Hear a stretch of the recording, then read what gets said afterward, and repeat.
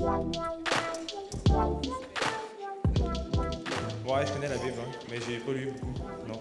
Je l'ai chez moi, j'ai lu des passages. Maintenant, c'est tellement grand que je l'ai jamais lu en entier. Hein. Ouais. Et de qui parle ce livre, en général?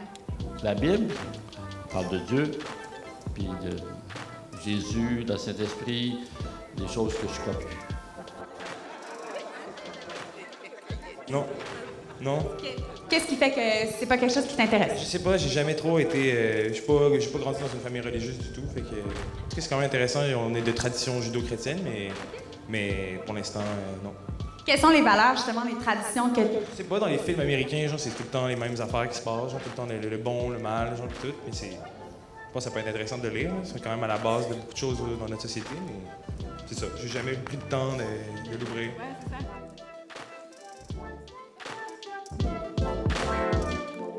Nous vous souhaitons la bienvenue à la deuxième partie de notre série du mois d'octobre et du mois de novembre intitulée « Le Dieu que vous ne connaissez pas ». Je trouve ça savoureux. Le jeune homme qui dit, elle lui pose la question, est-ce que tu connais la Bible? Oui, je la connais. Je ne l'ai pas lue, mais je la connais. Il doit y avoir quelque chose là-dedans, mais je n'ai pas pris le temps. Alors, ce matin et à tous les matins, tous les dimanches, pendant le mois d'octobre et novembre, nous prenons le temps ensemble de découvrir le Dieu que tant de Québécois, Québécoises ne connaissent pas.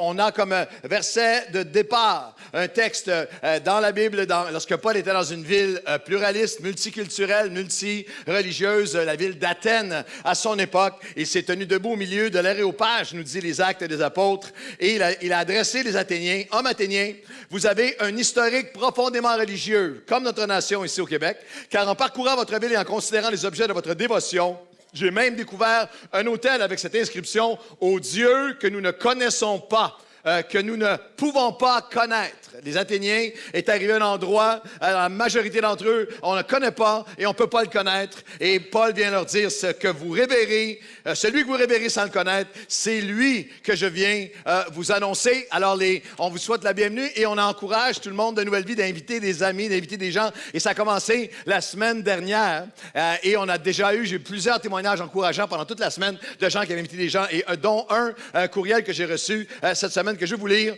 et qui, avec la permission, bien sûr, des personnes, toutes les personnes impliquées. Cher Pasteur Claude, je vous écris un petit mot d'encouragement pour la série « Le Dieu que vous ne connaissez pas ». Lorsque j'ai vu les annonces, j'ai pensé à un collègue de travail. Je suis planificateur financier depuis une vingtaine d'années. Ce jeune collègue est dynamique, performant et vraiment brillant.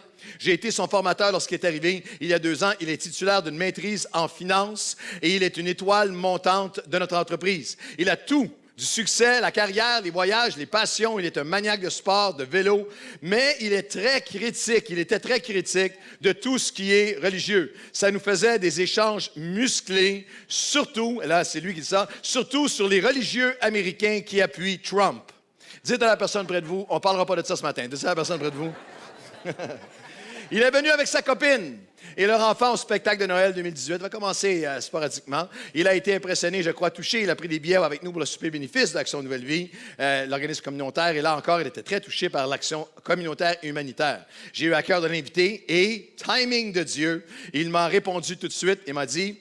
ça tombe bien, j'héberge mon jeune frère de 18 ans ces temps-ci. Il a des problèmes de consommation, je vais l'amener avec nous. Ça peut être bon pour lui. À la fin de votre message, dimanche passé, lui, sa copine et son frère pleuraient. Je les ai amenés au salon, invités au salon Bienvenue. Ils ont accepté. La personne qui les a accueillis, leur a répondu, était géniale.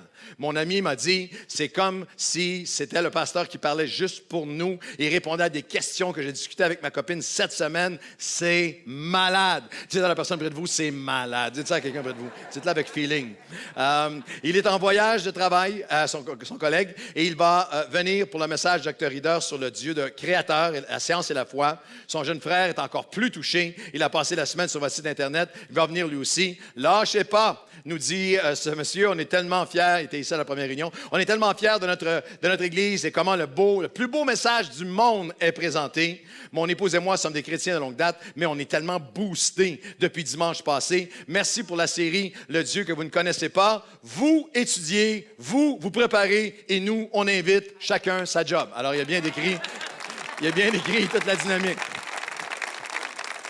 Alors, à chaque semaine, nous allons découvrir ensemble le Dieu que vous ne connaissez pas, le Dieu qui est révélé en Christ, le Dieu que l'on peut connaître, le Dieu qui nous permet de changer, un Dieu qui console les cœurs, un Dieu qui est capable de nous aider à conquérir nos pires peurs, un Dieu qui combat l'injustice, un Dieu qui est créateur. Et je veux à l'avance vous inviter à encercler dans votre calendrier, non pas dimanche prochain, le 20, mais le 27 dimanche prochain, on va avoir Dominique Yeo, le pasteur de l'Église de plus de 8000 personnes à Singapour, qui va être ici le dimanche matin dans nos réunions. Mais dimanche, le 27, le docteur Stéphanie Rieder-Poirier, qui est une scientifique qui, avec son doctorat en biochimie, qui a gagné des prix de l'ordre du gouverneur général du Canada pour ses travaux en recherche il y a plusieurs années et qui a écrit un livre. C'est une croyante et elle a écrit un livre intitulé « Est-il possible ?» qui est un livre fascinant sur la foi et sur la foi, la science et la foi. Est-ce qu'on peut, est-il possible que les deux puissent s'amalgamer? Et pour vous qui allez inviter quelqu'un, si vous invitez quelqu'un ce dimanche, le 27, qui est là pour la première fois, vous allez aller à l'espace à Bienvenue avec eux et on va leur offrir gratuitement l'ouvrage du docteur Rieder, qui est un livre fascinant parce qu'on veut que chacun puisse alors inviter les amis du cégep, de l'université, des gens, des sceptiques, invitez-les, ils vont entendre quelque chose de fascinant ce matin-là. L'apôtre Paul, lorsqu'il était à Athènes, a dit, ce Dieu que vous ne connaissez pas, je m'en viens vous le présenter. Et ce Dieu, il est révélé en Christ. Dans le même chapitre, il dira, j'ai expliqué et établi que le Christ devait souffrir et ressusciter des morts. En Jésus que je vous annonce, c'est lui. C'est lui qui est le Christ, le Dieu que vous ne connaissez pas. Jésus a dit lui-même, si tu veux connaître Dieu, moi, mes paroles, si tu veux voir le Père, ceux qui m'ont vu ont vu le Père. Mes paroles me viennent du Père, tout mon message vient du Père. Dieu le Père a dit de Jésus, voici mon Fils en lequel je prends plaisir, écoutez-le. Je veux vous dire ce matin que le Dieu que tu ne connais pas n'est pas révélé par la religion. Il n'est pas révélé même par l'historique de génération en génération qui a été extrêmement limité dans cette province de qui est Dieu. Il n'est pas révélé, il n'est pas pareil. Le Dieu révélé en Jésus-Christ n'est pas pareil que toutes les autres religions. Vous allez entendre ça souvent, c'est tout pareil. Non, si tu prends quelques minutes simplement pour lire la parole de Dieu, la révélation de Jésus est absolument transcende toute autre religion. Il n'est pas révélé sera pas révélé par ton prof au secondaire ou au cégep ou à l'université seulement. Ne sera pas révélé par des artistes ou les médias. Va être révélé par Jésus-Christ. Louis Pasteur avait raison lorsqu'il a dit « Un peu de connaissance t'éloigne de Dieu et beaucoup de connaissance te ramène à Dieu ». De la même façon, un peu, comme notre jeune homme sur le Vox Pop était, comme les millions de Québécois, juste un peu de rumeurs religieuses des générations passées sur Dieu va t'éloigner de lui. Mais si tu te rapproches, si tu regardes à Jésus, tu veux savoir qui est le Dieu de la Bible, regarde à Jésus. Et ce matin, on va regarder ensemble une des caractéristiques les plus fondamentales et pourtant les plus ignorées. Lorsque les dizaines et dizaines de personnes avec qui on a fait des Vox Pop et au fil des années demandé « Décrivez-moi Dieu », il n'y a personne qui a répondu cette caractéristique qu'on va regarder ce matin qui est pourtant fondamentale. Le Dieu de la Bible révélé en Jésus-Christ est un Dieu de compassion.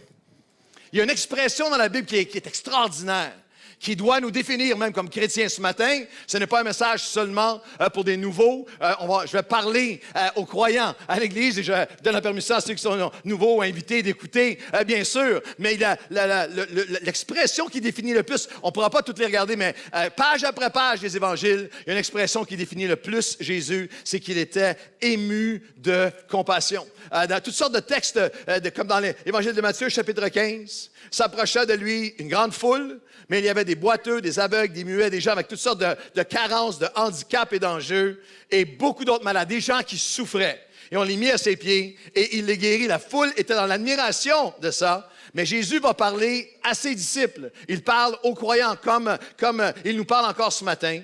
Et au verset 32 de l'Évangile de Matthieu, chapitre 15, Jésus, ayant appelé ses disciples, leur dit « Je suis ému de compassion pour cette foule, de peur que les forces leur manquent en chemin. » Il est le Dieu ému de compassion. Il est le Dieu qui est préoccupé, qui a une compassion, qui a une passion pour les êtres humains, pour ceux pour qui le chemin est long, pour ceux, le chemin, ils vont la préoccupation de Dieu pour ceux qui manquent de force sur le chemin de la vie.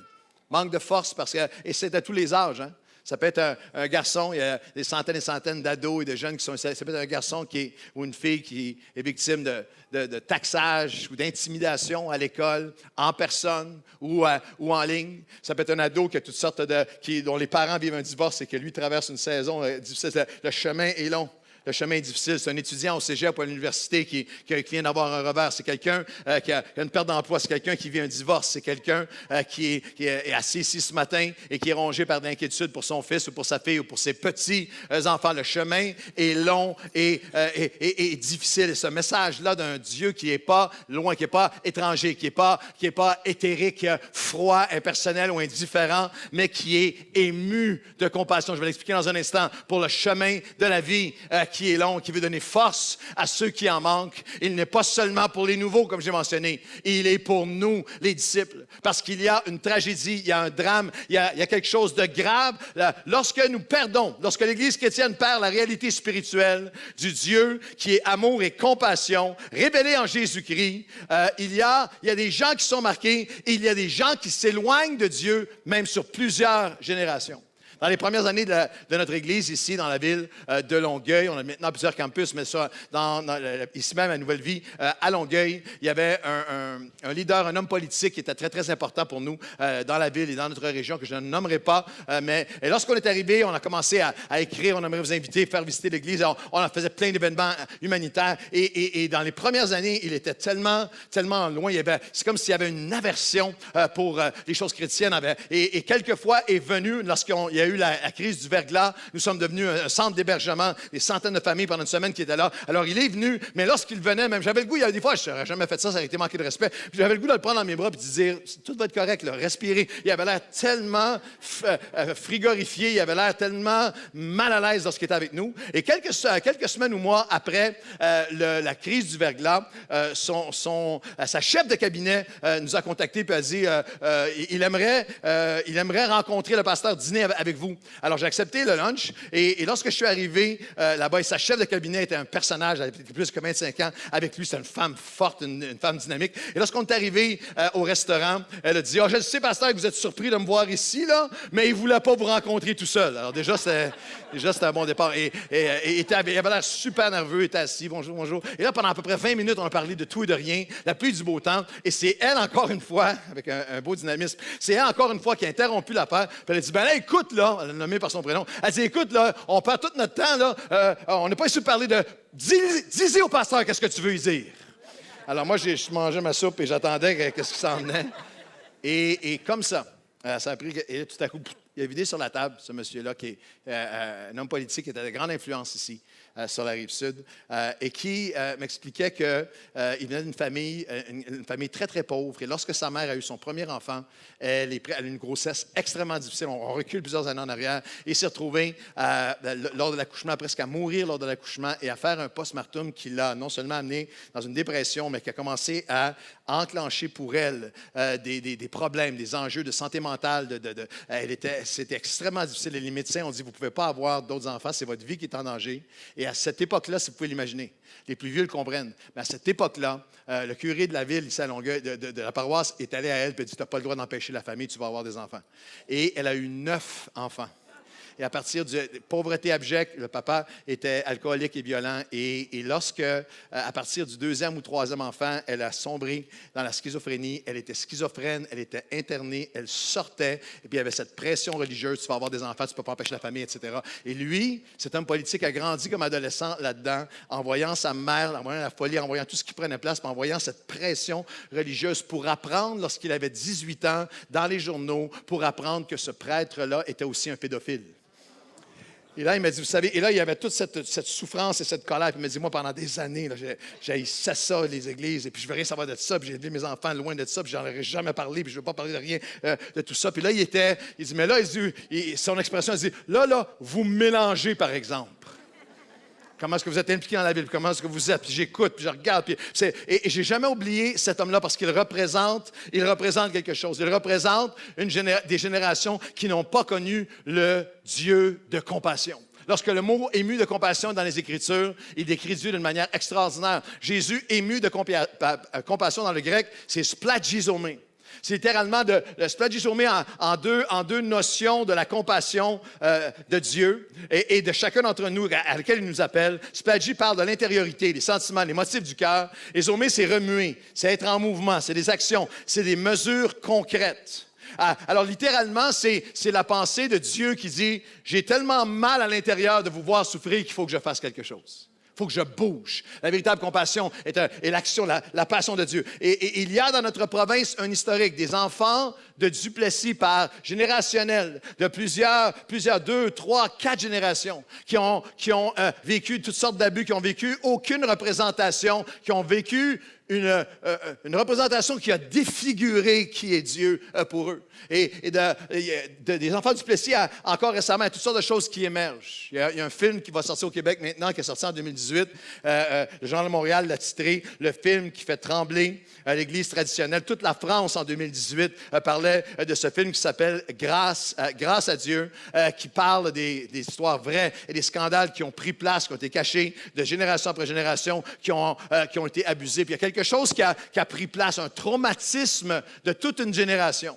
Il y a un livre, je vais regarder ce traumatisme pendant juste une seconde, à la lumière d'un livre qui est fascinant. Il y a un livre qui a été écrit qui s'appelle « Les familles qui ont la tête à l'envers, revivre après un traumatisme ». C'est de Robert Neuburger, qui est un psychiatre, psychothérapeute de famille. C'est un Français d'origine juive, directeur du Centre des études de la famille, association, le CEFA. Et il explique les étapes provoquées dans une famille par un traumatisme. Et cette espèce de distancement au début, on n'en parle pas, le rejet, le refus, le déni, qui amène souvent à une révolte, à une dérive, à chercher un dispersement. Et lui dit, il faut revenir, il faut faire face, il faut qu'il y ait une réalisation de d'où tout ça vient afin de ramener les familles, les ramener à l'endroit. Il y a un traumatisme religieux dans notre province. Vous avez remarqué dans le Vox Pop, regardez les deux générations. Il y a un monsieur qui est là qui dit « Ouais, je connais ça, la Bible, ça parle de Dieu, puis ça parle de Jésus, du Saint-Esprit, puis je ne crois pas à ça. » Et vous avez un jeune homme qui, lui, n'est pas agressif contre Dieu, il est le Dieu vengeur ou il est le Dieu de colère. Il a juste complètement éliminé Dieu de sa pensée. Regardez notre petit jeune homme, puis on avait plusieurs minutes avec lui. Il est brillant, il est articulé, mais il représente une génération. Regardez bien, juste 18 secondes. Regardez bien comment est-ce qu'il répond à certaines des questions de notre Vox Pop. On l'écoute ensemble. Dieu, pour toi, c'est quelque chose qui t'intéresse, tu cherches? Non, je crois pas du tout. Okay. Ouais, c'est ça. Est-ce que dans ton quotidien, ça t'arrive souvent de devoir en parler aux autres? Non, je parle pas de ça, vraiment. Je pense pas à ça, je parle pas de ça. Les générations passées, en fait, ont été violentées, ont été traumatisées. Et maintenant, tu as 2 ou 3 générations que tout a été éliminé. Nous avons besoin de communiquer en toute simplicité la nature la plus essentielle de Dieu en Jésus-Christ, qui est le Dieu de compassion, de rappeler la motivation et comment Dieu manifeste la manifestation du Dieu de compassion. Lorsqu'on annonce la venue de Jésus dans les Écritures, dans l'Évangile de Luc, il y a ce texte magnifique qui dit « Grâce aux entrailles de la miséricorde de Dieu », c'est vraiment le cœur, l'intérieur du cœur de Dieu qui dit « Il faut, je vois la souffrance, je vois la solitude, je vois les limites humaines et qui ont besoin d'être réconciliés, besoin de cette force, de ce pardon, de cette grâce. Grâce aux entrailles de la miséricorde de notre Dieu, en vertu de laquelle le soleil levant nous a visités d'en haut. » Ça, c'est Christ qui vient. « Pour éclairer ceux qui sont assis dans les ténèbres et dans l'ombre de la mort, pour diriger nos pas vers des chemins de paix. » Le premier, splagizomé intérieur qui provoque une action, vient du cœur de Dieu lui-même pour éclairer, tellement actuel, éclairer en 2019 des hommes, des femmes partout qui sont dans la vallée, qui sont à l'ombre, mettre une lumière pour ceux qui sont à l'ombre, la vallée de l'ombre de la mort, rediriger leurs pas vers la paix. Savez-vous qu'à tous les jours, entre hier matin et ce matin, on a fait notre week-end, vous avez fait vos emplettes hier, venez à l'église ce matin, on va avoir de l'action de grâce cet après-midi, une journée de congé demain. Savez-vous qu'à tous les 24 heures au Québec, il y a 80 personnes qui font une tentative de suicide?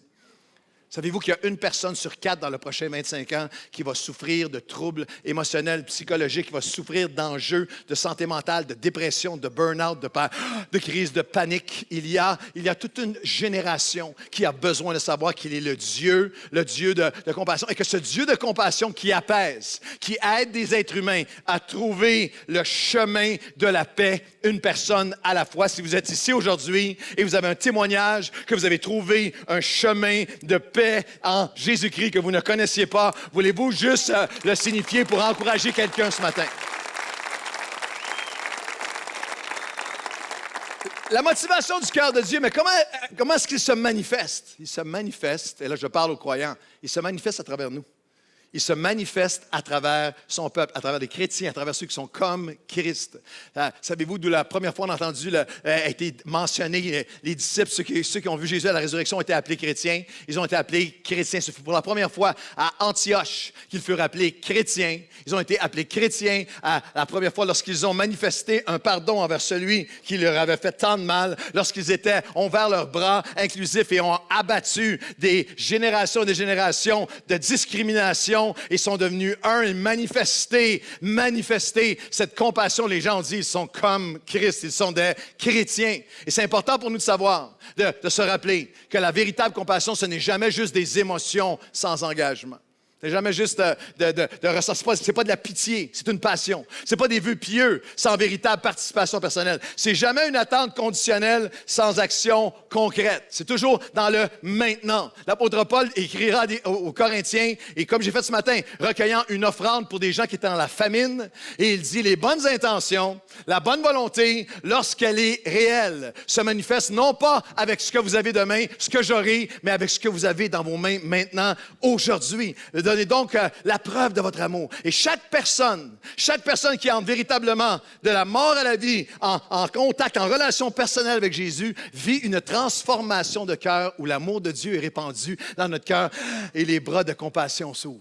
L'apôtre Jean était, avant d'être l'apôtre Jean, lui et son frère, leur surnom dans la Bible était les fils du tonnerre. Ils étaient des intégristes religieux que lorsqu'ils marchent avec Jésus dans le début, ils marchent avec Jésus au début, puis il y a un village qui les refuse, qui les méprise, qui n'écoute pas leur message, et il appelle littéralement à l'élimination de ceux qui ne veulent pas adorer Dieu comme nous, mais en contact avec Jésus, le cœur de Dieu qui leur est communiqué, le message et la motivation divine qui se manifeste en eux et à travers eux. Jean devient l'apôtre de l'amour, puis il écrit des versets comme 1 Jean 3 où il dira « Nous savons que nous sommes passés de la mort à la vie. » Pas parce qu'on vient à l'Église, parce qu'on a appris des versets et qu'on est religieux. Nous savons que nous sommes passés de la mort à la vie parce que nous aimons. Celui qui n'aime pas demeure dans la mort. Nous avons connu l'amour et en ce qu'il a donné sa vie pour nous, nous aussi, nous devons donner notre vie pour les autres. Jésus dit c'est l'amour, c'est la générosité, c'est l'inclusion, c'est le non-jugement, c'est le pardon, c'est l'engagement de générosité c'est la défense de l'orphelin, c'est la défense des gens qu'on abuse qui va devenir la caractéristique numéro 1. C'est comme ça que tu sais que quelqu'un est passé de la mort à la vie. Vous devriez dire amen, vous êtes trop silencieux. Littéralement, Jean dit, c'est jamais en parole non plus. C'est jamais en parole seulement, c'est jamais juste du babillage. Si quelqu'un possède les biens de ce monde et que, voyant son frère dans le besoin, il lui ferme ses entrailles, comment l'amour de Dieu demeurera-t-il en lui? Petits enfants, n'aimons pas en parole seulement, mais en action et en vérité. Ce n'est pas toutes les religions qui sont pareilles. Lorsque l'Église chrétienne, au fil des siècles, a été engagée politiquement, a été engagée dans des massacres, a été engagée dans des croisades, a été engagée dans toutes sortes de choses qui dominaient, instrumentalisaient et contrôlaient les gens. Elle était contraire au cœur de Dieu. Lorsque vous avez des religions, que ce soit au nom de l'islam radical, avec le djihad, avec la charia, avec les infidèles qu'il faut ou convertir ou éliminer, il n'y a rien dans cela qui ressemble au christianisme. Ce n'est pas toutes les religions qui sont pareilles. Lorsque j'ai visité les Indes ou que j'ai visité le Bangladesh et que tu vois l'hindouisme avec la loi du karma, avec la pensée de ce qui arrive à quelqu'un, touche pas, interfère pas avec son karma, c'est le résultat d'une vie passée. C'est pour ça que vous avez aux Indes des centaines de milliers milliers, si ce n'est des millions d'enfants esclaves, de jeunes filles données en prostitution parce que moi, je n'ai pas à me mêler de son karma. La parole de Dieu, elle présente le Dieu que tu ne connais pas. Il est entièrement différent. Il est le Dieu qui tend ses bras, qui est ému de compassion et nous manifestons qui il est les uns envers les autres. Nous manifestons qui il est les uns envers les autres. J'ai souri. Un de nos pasteurs cette semaine nous racontait que c'est un jeune pasteur qui dans notre équipe et il vient de déménager dans une nouvelle ville de la Rive-Sud et puis s'est présenté à ses voisins. Jeune pasteur dans la trentaine et jeune couple à côté de chez eux d'à peu près du même âge, des enfants du même âge. Ils se mettent à parler ensemble et ça clique en un bon temps jusqu'au moment où est-ce qu'à un moment donné, ils sont ensemble les deux couples, je ne sais pas si ils sont patio ou whatever, et les voisins leur disent « Puis toi, tu me l'as pas dit, là, qu'est-ce que tu fais dans la vie, toi? » Alors, notre ami pasteur dit, ben moi, je suis pasteur. Et là, l'autre est juste comme, c'est un vrai Québécois, il est comme, aïe, wow, là, j'aurais jamais pensé, il a dit, j'aurais jamais pensé ça de toi, j'aurais jamais pensé ça de toi. Il a presque dit, t'avais l'air tellement normal. Comprenez-vous ce que je veux dire? Et au fil des semaines, parlait de temps en temps, mais il y a comme pas de point de connexion. C'est comme, wow! Moi, mes parents, on n'était pas là-dedans. Mes grands-parents ont lâché ça. Et là, elle a sorti les abus de l'Église, etc., etc. Mais il nous racontait cette semaine qu'il y a quelques semaines, la voisine est venue cogner à la porte pour le raconter. Elle s'est réveillée à 2 heures du matin. Une jeune femme qui a toutes sortes de questionnements. Elle s'est réveillée à 2 heures du matin. Elle se posait des questions sur le sens de la vie. Sur l'après-vie, sur Dieu, les doutes, plein de doutes. Alors, elle a fait ce que des milléniaux font. Elle a dit, je vais aller demander des conseils, je vais aller chercher de l'information sur Google. C'est là qu'on va pour avoir toutes nos sources aujourd'hui. Elle est allée sur Google parce qu'elle s'est mise à googler questions, doutes, Dieu existe-t-il, etc., etc. Et vous savez que nos messages sont en ligne. Alors, de tous les milliers de messages en ligne, elle s'est mise à taper, peut-être à cause de géographiquement où elle est, mais dans une connexion divine. Elle s'est mise à taper Google et le premier lien qu'elle voit, c'est un message sur Dieu. Elle dit, faut que je prenne mes lunettes. Elle dit, c'est mon voisin, ça? Un message de lui, du voisin, et son titre était « Où est Dieu quand je doute? » Oui.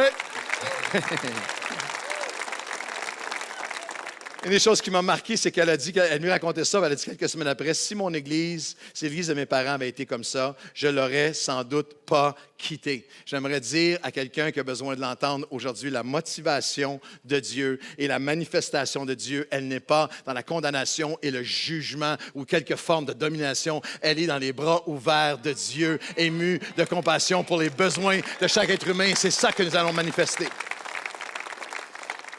C'est important de connaître sa motivation, la manifestation de sa compassion et le message du Dieu de compassion révélé en Christ. Son message, c'est qu'il a compassion de ceux que l'on dénigre et qui sont victimes de discrimination systémique. Discrimination systémique dans l'actualité récemment. Dans l'évangile de Marc, il y a 2000 ans, au tout début de son ministère, il y a un lépreux qui est venu à Jésus, versets 40 et 41 de l'évangile de Marc, le premier chapitre. Et se jetant à genoux, le lépreux lui dit de ton suppliant, si tu le veux, tu peux me rendre pur. Mais Jésus, ému de compassion envers lui, étendit la main et le toucha et dit, je le veux, sois pur. Lorsque vous lisez un texte comme ça, il étendit la main et le toucha, on peut le lire en bâillant puis passer au prochain verset. Croyez-moi, lorsque Jésus étendu sa main et qu'a physiquement touché le lépreux, la foule au complet a fait, ah, il a touché! Parce que la lèpre, à ce moment-là, moi, j'ai été dans des colonies où il y a encore des lépreux au 21e siècle sur le continent africain et ailleurs. Mais il y a 2000 ans, la lèpre n'était pas seulement une maladie physique, elle avait une connotation sociale, familiale, spirituelle. En effet, tous les historiens nous disent comment les personnes la minute qu'il y avait un point qui apparaissait, que la lèpre, parce que le point apparaissait, ça se fait pendant des années, c'était quelque chose qui grugeait le corps pendant des années. La personne était officiellement sortie, arrachée à sa famille, c'était une mère, un père, des enfants, arrachée à sa famille, sortie en dehors de la ville, vivait à l'extérieur, dans des villes de refuge, et ceux qui avaient, tous les historiens s'entendent, ceux qui ont mis la connotation de jugement, de honte sur les personnes étaient les religieux qui disaient « ce sont des impurs ». Et il y avait une connotation d'un être humain qui non seulement sa santé qui est en train de disparaître, mais un être humain qui pouvait passer, ça pouvait prendre 5, 10, 15, 20 ans, la maladie, avant de suivre son cours jusqu'à la fin. Et cette personne-là, imaginez un être humain qui, pendant toutes ces années, ne connaîtra pas la touche humaine, ne connaîtra pas aucun contact. Et il y a dans le cœur de Jésus, il est ému de compassion pour ceux qui ont été victimes de discrimination. C'est pourquoi Jésus vient renverser toute dérive, vient renverser toute discrimination. Le message chrétien renverse toute forme de discrimination raciale, sociale, religieuse, éthique, ethnique ou culturelle. Savez, si vous lisez la Bible d'un couvert à l'autre, savez-vous quelles sont les 4 grandes passions et priorités de Dieu qui sont devenues les nôtres? Les 4 grandes passions de Dieu, le démuni, le Big Four de Dieu. Le démuni, la veuve, l'orphelin et l'immigrant. 4 grands courants de personnes qui sont toujours contre lesquels on discrimine. Mais la pensée de Dieu, la pensée du Jésus ému de compassion, c'est que, et ceux d'entre nous qui voulons manifester qui il est, c'est que quelle que soit la couleur de ta peau ou l'endroit d'où tu viens dans le monde, où tu es et ce que tu as vécu, il n'y a aucune discrimination possible. Chacun est égal en préciosité, en valeur et en importance devant le Jésus de compassion.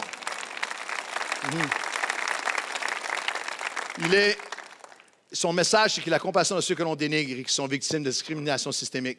Il a compassion de ceux qui sont délaissés parce qu'ils sont différents ou qu'ils dérangent par leur différence. Les gens qui, pour toutes sortes de raisons, dérangent dans la société, ne sont pas dans le courant, ont quelque chose qui fait en sorte qu'il faudrait juste les voir disparaître. Plusieurs endroits où Jésus est ému de compassion, puis on va lire dans plusieurs endroits qu'il est ému de compassion pour ceux, pour des foules qui semblaient dérangées. Vous avez un exemple dans l'Évangile de Marc au 6e chapitre, alors que le verset 30 et 31, les disciples s'étaient rassemblés auprès de Jésus et lui racontaient tout ce qu'ils avaient fait et tout ce qu'ils avaient enseigné. Dans le chapitre précédent, il les envoie faire leur ministère, ils vont prêcher, et lorsqu'ils reviennent auprès de Jésus, ils sont occupés, mais ils sont en pleine discussion. Ils racontent à Jésus tout ce qu'ils ont fait et tout ce qu'ils ont enseigné. C'est un portrait de certains segments de l'Église chrétienne moderne qui passe son temps simplement à discuter, à apprendre plus. La doctrine, on est fermé sur nous-mêmes, on est dans une espèce de bunker avec aucun contact avec l'extérieur. Et Jésus les prend, et la Bible, vous lirez dans l'Évangile de Marc, et 3 des évangélistes racontent cette anecdote. Ils s'en vont sur un lac ensemble. J'ai été sur ce lac dans mes visites en Israël. Et ils s'en vont sur le lac ensemble. Ils sont là, et il y a une foule qui criait après eux. Il y avait tellement d'Alain de venant qu'il n'y avait même pas le temps de demander. Une foule qui demande, une foule qui dérange, une foule avec des besoins, une foule de gens qui ont tellement besoin de lui. Et ils s'éloignent sur le lac pour un moment de quiétude. Et la Bible nous dit, le texte dit que beaucoup des gens les virent, de toutes les villes accoururent et les devança au lieu où ils se rendaient. Qu'alors qu'ils s'en vont dans la tranquillité du lac, lorsqu'il arrive de l'autre côté, la foule a fait le tour et est venue les rejoindre. Non, vous n'avez pas l'air de catcher du tout. Vous n'avez vraiment pas l'air. Ça n'a vraiment pas l'air là. Alors, on va le faire ce matin. À la première réunion, je veux dire en partant, à la première réunion, le groupe de gauche était vraiment endormi, mais il est à 9 h. Alors là, je sais que vous allez être dynamique. Je veux que vous jouiez. Il y a 1000 personnes ici qui vont devenir les acteurs. Je veux que vous jouiez une foule. Imaginez une foule qui crie, « Seigneur, Jésus, guéris-moi, sauve-moi, console-moi, nourris-moi, aide-moi. » Je veux que vous soyez la foule qui crie après le Seigneur. Et là, le bateau qui va s'éloigner, ça va être magnifique. Je sens une performance impressionnante de cette foule de ce côté-là. Alors, la Bible nous dit que la foule s'est mise à crier, « Seigneur, Seigneur, go, go, go, go, go! »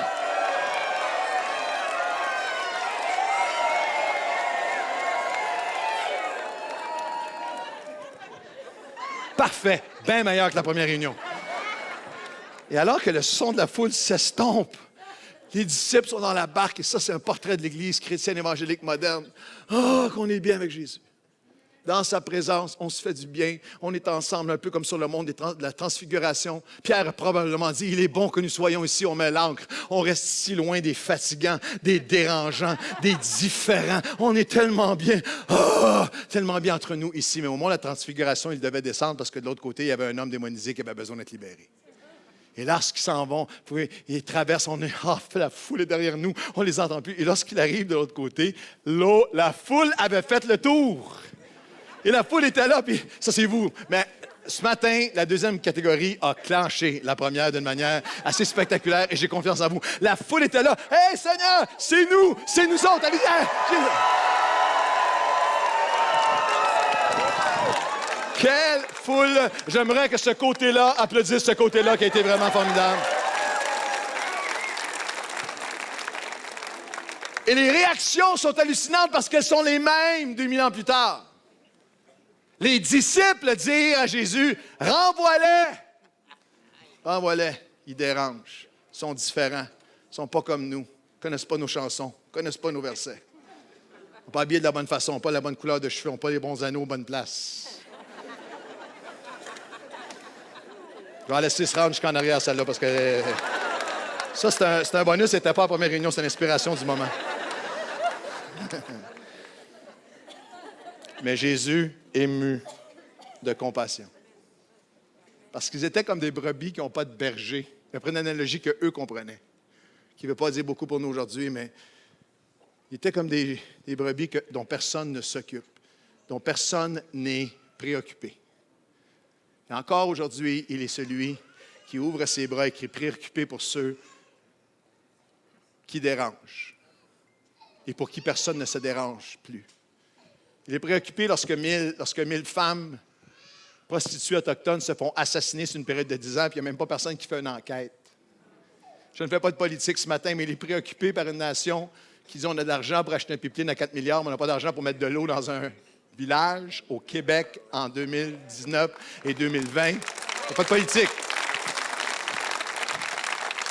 Il est préoccupé par celui qui est devenu sans-abri. Il est préoccupé par les personnes dans les CHSLD avec un bain par semaine. Il est préoccupé par les itinérants. Il est préoccupé par ces jeunes qui vivent avec toutes sortes d'enjeux de santé mentale, de délinquance. Il est préoccupé par le fugueur. Il a compassion et passion pour le révolté, pour celui qui est délinquant, pour celui qui a des carences, pour le jeune de la rue à 18 ans qui est bipolaire ou qui est TPL. Il est préoccupé par celui qu'on dit, lui a des troubles de comportement, il a des troubles d'opposition. Lui, il est dérangeant. Il est préoccupé par celui qui est trisomique. Il est préoccupé par toi et par moi. Et il tend ses bras. Et nous sommes l'Église qui ouvre ses bras et qui dit, chacun d'entre eux est précieux pour lui. Il a compassion. Il est ému de compassion de nos douleurs et des dépendances qui peuvent nous détruire. Tout ce qui est souffrance l'attire. Et il en est préoccupé.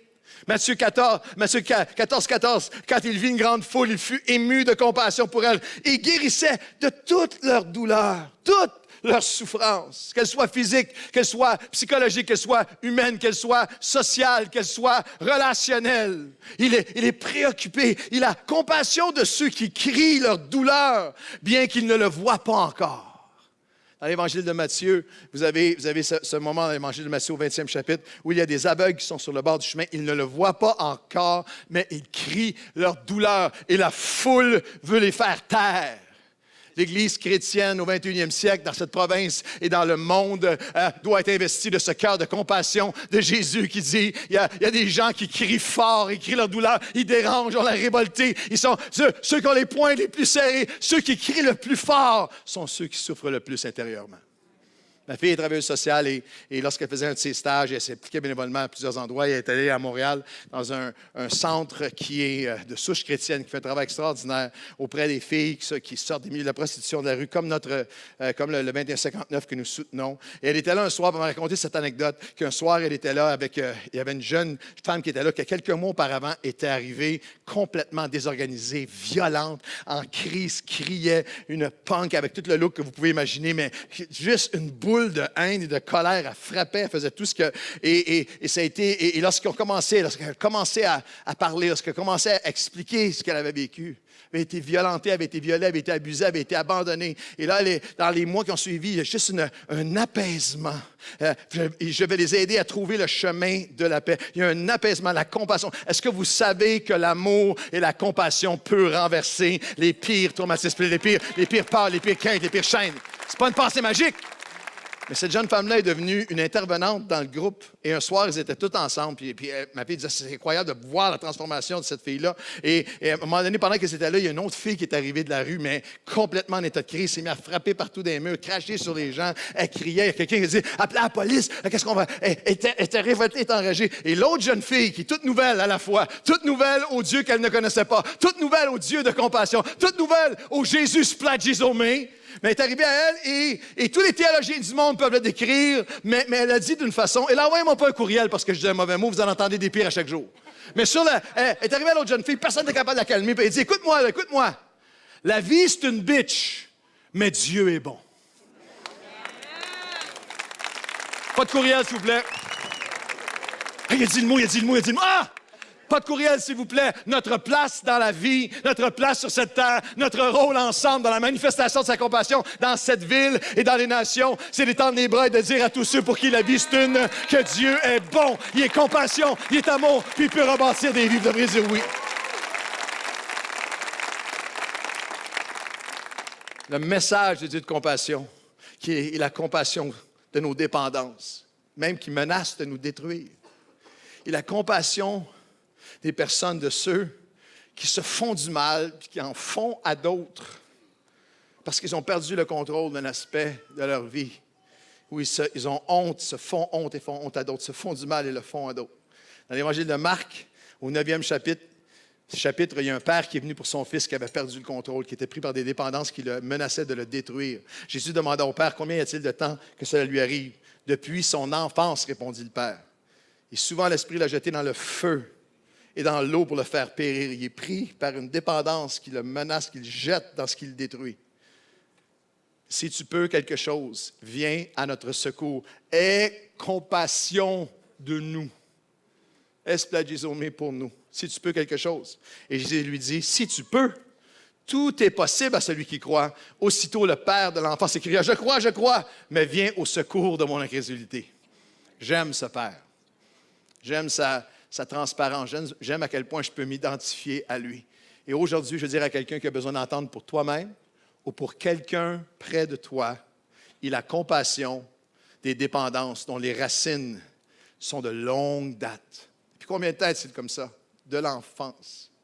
J'ai parlé, moi, face à face avec des centaines, si ce n'est des milliers de personnes au fil des années, avec toutes sortes de dépendances. Et tu peux toujours aller à un moment dans l'enfance, à quelque chose. Il y a une raison pour laquelle il est là aujourd'hui. Il y a des racines qui sont là.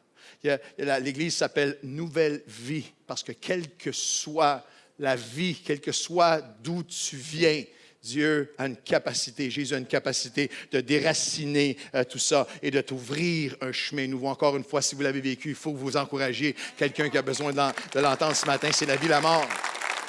Et la compassion de ce qui nous domine, qui le jette dans le feu, dans l'eau, qui le domine. Il y a la compassion des dépendances, de la consommation d'alcool, de drogue dure, d'opiacés, de dépendance, de codépendance. Et la compassion malgré nos doutes. La compassion malgré nos doutes. J'aime, tu viens ici ce matin, tu dis, j'entends plein d'affaires, mais je comprends même pas, je suis même pas certain. J'aime que le fait que ce père dit à Jésus, si tu peux faire quelque chose. Le lépreux dit, tu peux, mais est-ce que tu le veux? Lui, il dit, je sais même pas si tu peux, je sais même pas si je peux croire à ça. Je veux que tu saches ce matin que tu peux venir à lui avec tes doutes. Tu as des raisons d'avoir des doutes et on demande à personne de laisser son cerveau à la porte et d'arrêter de réfléchir ou d'arrêter de penser, mais viens à lui même avec ta faiblesse, même avec tes doutes. Viens à lui tel que tu es et laisse-le intervenir dans ta vie. Il a compassion même de nous qui venons avec des doutes. C'est son message. C'est le moment du Dieu de compassion. Et c'est la motivation, la manifestation, le moment, le message. Et juste terminer, le moment du Dieu de compassion. Tout ça, c'est pour... Le Seigneur vivait. Jésus vient, il y a des foules, mais il vit des moments. Une personne à la fois. La Bible nous dit dans l'Évangile de Marc, et c'est mon dernier texte ce matin, dernier exemple, il y en a tellement d'autres, mais juste dans l'Évangile de Marc, au 3e chapitre, nous lisons que Jésus est entré dans le temple, est entré dans la synagogue. Et lorsque Jésus entra de nouveau dans la synagogue, dans le temple, et lorsque lorsque l'Église chrétienne va permettre et permet à Jésus d'entrer de nouveau dans sa maison et d'entrer dans des cœurs, les choses vont changer. Je sais que nos attentes, je sais que pour la majorité des Québécois, là, aller à l'Église, les attentes n'étaient pas hautes. La majorité des Québécois, maintenant, là, aller à l'Église, lorsque vous dites à quelqu'un au travail, tu veux-tu venir à mon Église? Les attentes ne sont pas hautes. Celui qui, peut-être en 30 secondes, un de ceux qui l'explique le mieux à quel point les attentes ne sont pas hautes lorsqu'on dit à quelqu'un, viens à l'Église, c'est Martin Matt. On l'écoute, 30 secondes, Martin Matt. Qui ici dans la salle va à la messe tous les dimanches en famille? Allez, on en a une! C'est très rare. Vous êtes où? Vous allez à la messe tous les dimanches? Oh, 2. 3. Vous êtes dans la même église, hein? Sûrement parce qu'ils ferment beaucoup, hein? Non, mais c'est vrai que je te demande ça, là. C'est 1, 0. Moi, là, quand j'étais jeune, tous les dimanches, j'allais à la messe avec mes parents. Tout le temps, tout le temps. Puis comme beaucoup de Québécois, hein, au fil des années, j'y allais de moins en moins. C'est vrai, on y allait à Noël. Les dernières années, j'habitais chez mes parents, j'y allais à Noël, à Pâques, quand quelqu'un de ma famille mourait. Et quand j'étais vraiment chanceux, là, il mourait à Pâques. Là. Maintenant, on a même arrêté d'y aller à Pâques. Je ne sais pas pourquoi. C'était peut-être parce que le discours du monsieur en robe nous bouleversait trop. Tellement qu'il était avant-gardiste et adapté à la réalité.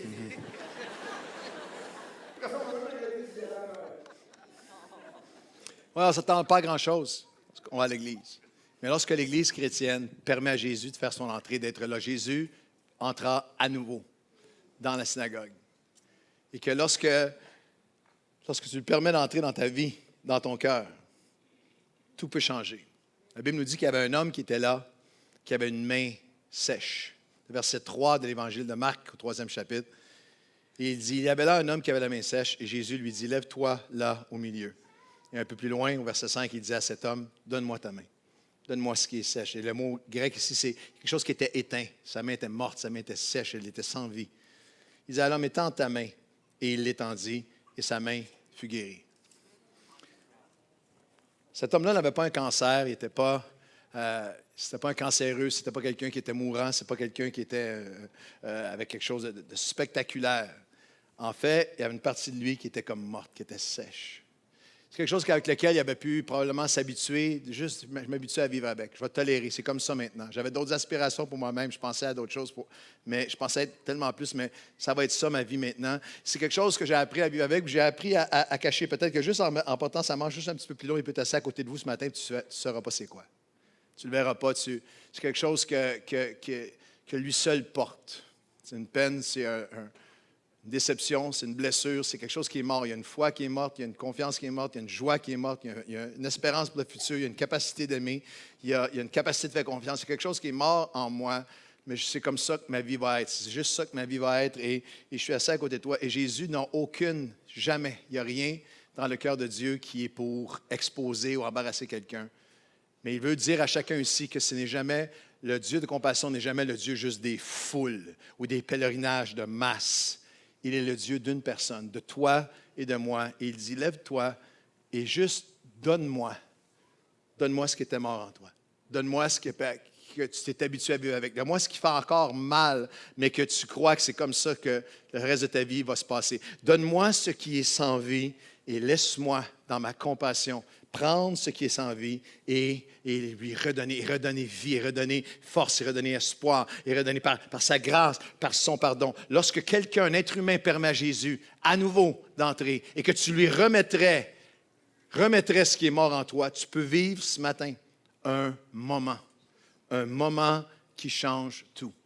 Dans la Bible, ce n'est pas des bébés qui étaient baptisés, c'est des adultes qui venaient être baptisés en témoignage du moment qui était devenu une vie nouvelle que Jésus avait préparé pour eux. Alors, plusieurs fois par an, on a des centaines de personnes ici, adultes, qui viennent témoigner à leur baptême de « Voici maintenant le moment que j'ai vécu avec le Dieu que je ne connaissais pas ». Nous terminons ce message ce matin avec Catherine qui vous raconte pendant juste un moment ce qui était mort en elle, ce qui était sans vie, ce qui était dangereux, et qu'elle a simplement remis au Seigneur Jésus. Et comment le moment est devenu une transformation qui a tout changé. On écoute Catherine.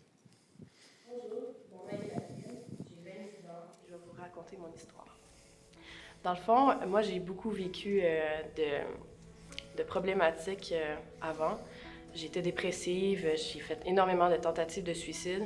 Une que j'ai quasiment réussi. Ensuite, j'ai eu énormément de l'abus physique, psychologique dans ma famille. Et qu'est-ce qui a fait en sorte que je sois arrivée à Dieu? Dans le fond, moi, je suis une personne qui, à la base, était athée. J'ai vécu dans une famille très, très, très athée. Au début, nous étions pas chrétiens, mais catholiques. Après, ensuite, mes parents ils ont décidé, puis moi, d'être athée. Dans le fond, on ne croyait plus en Dieu. Pour plusieurs situations, la maladie, des pertes de personnes très chères, puis on ne comprenait pas pourquoi ces personnes-là étaient enlevées à notre vie, malgré qu'il y avait un Dieu qui existait. On ne comprenait pas ce genre d'idéologie. Dans le fond, moi, qu'est-ce qui a emmené vers Dieu? C'est qu'un jour, j'ai tombé. Dans le fond, j'ai fait une tentative de suicide. Je suis toujours vivante. Puis par un miracle, sincèrement, j'ai rencontré un homme qui, dans le fond, à l'école que je fréquentais, qui m'a dit « Tu devrais venir à l'église. » Puis moi, l'église, j'étais comme « Ah non, je viendrai pas. C'est une secte, voyons donc, moi, je peux pas rentrer là. » Il me dit « Essaye, tu vas voir, si tu aimes ça ou si tu aimes pas ça, ben c'est pas plus grave que ça. » Je fais « OK. » Première fois que je suis allée, j'ai fait « OK, le message que la personne a prêché, j'ai fait, ça vient me rejoindre, c'est venu vraiment me chercher. Je vais vous avouer que je pleurais. Puis après, j'ai jamais arrêté de vouloir aller à l'église et écouter les prêches. Dans le fond, moi, je suis une personne que dans la vie, je me voyais pas, je me voyais pas vivre jusqu'à 60 ans. Ma vie, elle a arrêté à 20 ans. Puis ça a tout le temps été comme ça. Depuis que je suis avec Dieu, dans le fond, je me vois vraiment plus loin que 20 ans. Dans le fond, moi, j'ai vraiment été appelée par Dieu qu'avec mon cheminement, je puisse faire vraiment une différence dans la vie de plein de personnes. Avec, dans le fond, qu'est-ce que j'ai vécu dans mon passé, mais je fais de la phobie sociale, que maintenant, j'essaie de m'exposer le plus possible pour justement que ça soit comme plus facile pour moi, malgré qu'aujourd'hui c'est très difficile, mais que je le fais parce que je sais que ce témoignage-là peut-être va affecter certaines personnes qui vont vouloir suivre Dieu par la suite. Puis maintenant, je travaille à la commission scolaire, puis je veux justement montrer aux jeunes qu'on peut tous faire dans la vie, puis malgré qu'on a une étiquette de dépressive, tentative de suicide, suicidaire, que malgré tout, en suivant Dieu, sincèrement, c'est la plus belle chose que j'ai pu faire de ma vie parce que je me suis jamais sentie autant heureuse maintenant. C'est dur à croire, mais sincèrement, genre, je vois mon passé, puis si j'aurais pas suivi Dieu, je pense pas que je serais parmi vous en ce moment. On peut applaudir ensemble ce que le Dieu de compassion rend possible, le Dieu que vous ne connaissez pas. Je veux vous remercier pour l'attention extraordinaire. On arrive à la dernière minute ce matin. Je veux juste qu'on prenne un moment de recueillement avant que le tourbillon de la vie nous reprenne. On a congé demain, la majorité. Est-ce qu'on peut prendre juste quelques minutes? Est-ce que je peux vous demander une faveur de juste pencher la tête, baisser les yeux un instant et que tous ceux qui connaissent le Seigneur puissent prier en ce moment. Prier avec moi, avec nous. Jésus a demandé à cet homme, viens et lève-toi là où tu es. Donne-moi ce qui est mort, donne-moi ce qui a besoin d'être guéri. Ce n'est pas pour l'embarrasser, ce n'est pas... Mais la Bible appelle chaque personne à prendre une décision, à ouvrir sa vie, à ouvrir son cœur, à reconnaître son besoin de Dieu.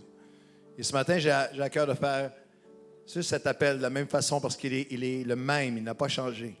Son action est la même et son désir est le même. Sa compassion pour toi, tout ce que tu as traversé, tout ce que tu as vécu, tout ce que personne ne sait, mais que toi tu sais, elle est la même. Alors ce matin, si vous êtes ici et que vous dites ce message-là, pasteur, là, je peux m'identifier à ça. Le chemin il est long, les forces me manquent. Vous êtes arrivé ici, vous dites cette expression-là, le chemin est difficile, les forces me manquent. Dans ma famille, dans mon mariage, dans mon couple, dans ma vie, dans mon cœur, dans mes émotions, les forces me manquent face à quelque chose que je traverse. Si vous êtes ici ce matin et vous dites simplement, les forces me manquent, j'ai besoin. Je vais ouvrir ma vie à Dieu. Je vais laisser Dieu venir. Peut-être que vous êtes tout nouveau, ou ça fait, vous êtes croyant, vous connaissez le Seigneur, ça fait 25 ans que vous êtes là, ça fait des années que vous êtes là. Vous avez connu, vous êtes éloigné, vous êtes revenu, vous êtes juste de passage. Mais les forces me manquent, le chemin est long. La parole de Dieu nous dit, il donne force à celui qui est faible. Même les plus jeunes se fatiguent, mais ceux qui se confient en l'Éternel vont trouver des forces, vont renouveler des forces. Alors tout simplement, si vous êtes ici ce matin, des dizaines et dizaines se sont levés ce matin à la première réunion. Si vous êtes ici ce matin et vous dites, le chemin est long, ce message est pour moi, j'ai besoin de force surnaturelle. Je vais vous demander, là où vous êtes, de vous lever à votre place, comme cet homme il y a 2000 ans. Lève-toi et donne-moi. Il y a des gens partout en ce moment qui répondent. J'ai été blessé, j'ai été victime de l'abus religieux. Je sais de quoi vous parlez. De génération en génération, dans une église, qu'elle soit catholique ou qu'elle soit évangélique, qu'elle soit quelle qu'elle soit, j'ai été meurtri, j'ai été blessé, j'ai été déçu. J'ai besoin d'une guérison. J'ai besoin d'une guérison dans mon cœur pour reprendre confiance. Vous avez été marqué et blessé par le religieux.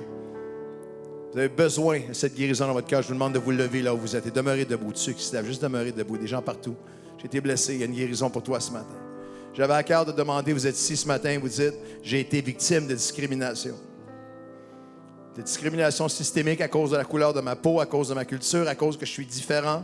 Ou j'ai été victime de traitement à cause d'une différence, de que je dérange ou que j'étais simplement différente et ça m'a blessé profondément. Et ce matin, je veux lui amener mon cœur. Il y a de la colère, il y a de l'amertume, il y a de la méfiance en mon cœur. J'ai été victime de discrimination, qu'elle soit raciale, culturelle ou autre. Mais ce matin, je veux le remettre à Dieu. Je veux lui donner ma main sèche. Je veux qu'il vienne faire une œuvre dans mon cœur. Je vous demande de vous lever avec courage là où vous êtes.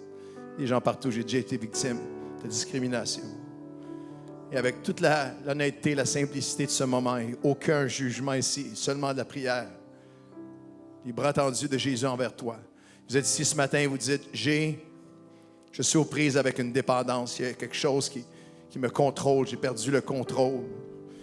Et je n'ai pas la capacité par mes propres forces. Où il y a quelqu'un dans ta vie, c'est ton fils, c'est ta fille, c'est quelqu'un près de toi, dans ta famille, quelqu'un que tu connais, un ami.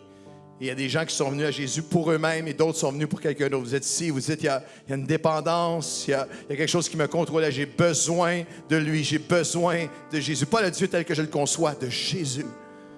Le Christ ressuscité, vivant, qui donne, qui libère encore des êtres humains aujourd'hui. Si vous êtes ici et vous dites, je viens pour moi-même, je veux le reconnaître, je veux me lever pour le reconnaître, ou je viens pour quelqu'un près de moi qui a une dépendance, qui a besoin d'être libéré, je vous demande de vous lever là où vous êtes, à votre place, partout. Vous vous levez pour vous-même ou pour quelqu'un.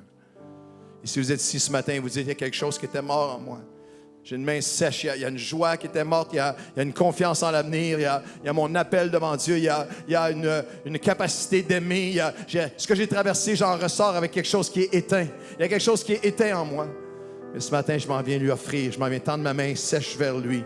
Et je crois qu'il est la résurrection et la vie. Il le fait encore aujourd'hui. Vous avez quelque chose qui a besoin d'être ressuscité en vous. Est-ce que vous pouvez vous lever là où vous êtes à votre place et juste le remettre à Dieu? Je demande maintenant à toute l'Église de se lever ensemble. Est-ce qu'on peut se lever tout le monde ensemble?